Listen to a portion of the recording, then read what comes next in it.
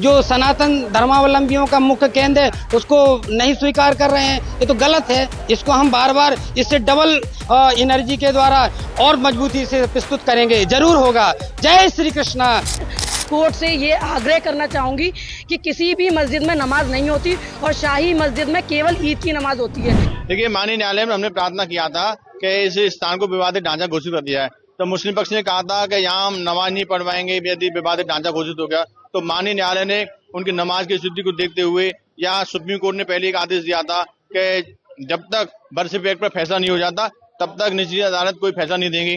तो उसी आधार पर माननीय न्यायालय ने ये फैसला दिया है। तो हमें उम्मीद है, क्योंकि जिस औरंगजेब ने तलवार के दम पर हमारे हिंदू मंदिर पर अवैध कब्जा किया था, हमें विश्वास है हम कलम की ताकत से और न्यायालय के सहयोग से यह लड़ाई अवश्य जीतेंगे।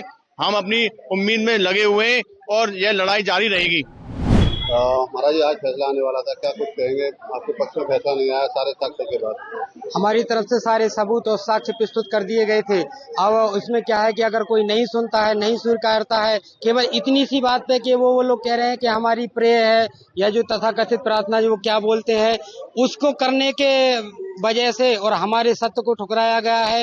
ये दर्शाता है कि सनातन धर्म के धर्मावलंबियों को और इससे डबल ताकत से आना चाहिए, डबल ताकत से आने की जरूरत है, क्योंकि सत्य को हर कोई स्वीकार नहीं कर सकता है। अभी ये क्या है कि सत्य को स्वीकार नहीं कर रहे, सत्य को इनकार कर रहे हैं। अभी हमको सत्य को और मजबूती से प्रस्तुत करने की जरूरत है।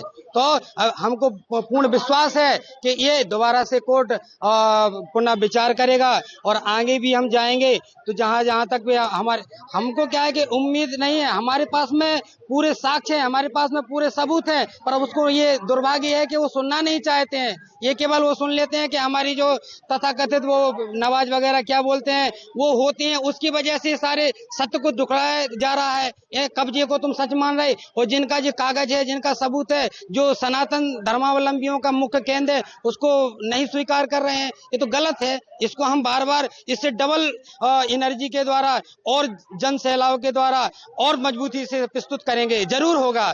जय श्री कृष्णा। जय जय श्री राधे।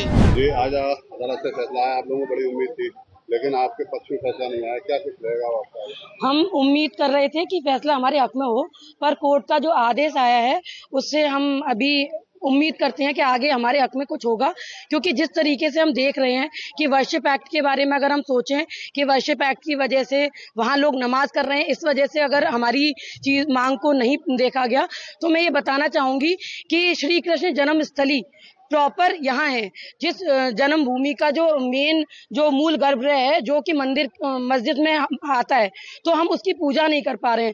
जबकि शाही मस्जिद जो है वहां पर नमाज नहीं होती, लेकिन फिर भी मुसलमानों को वहां नमाज करने की आजादी है।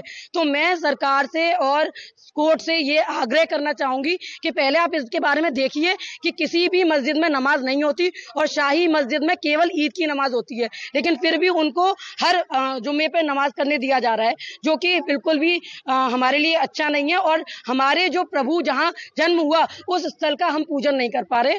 तो मुझे बेहद दुख है इस बात का, और मैं उम्मीद करूंगी, आशा करूंगी कि आगे सब कुछ हमारे फेवर में आए।